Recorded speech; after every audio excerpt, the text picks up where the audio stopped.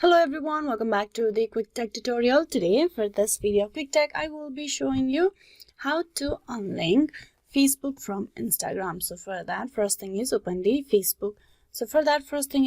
Instagram application, then get logged in into the account of yours.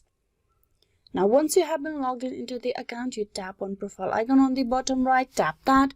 Then you need to tap on three horizontal line on the top right. There you tap on setting and privacy. In the setting and privacy, you tap on account center, tap that. Here you will find all the accounts related setting. Now once you're at the account center, you scroll down to the account setting and there you tap on accounts. Here you can see your Facebook and Instagram account being linked together. So for you to remove it, you tap on the remove icon on the Facebook profile, tap on remove.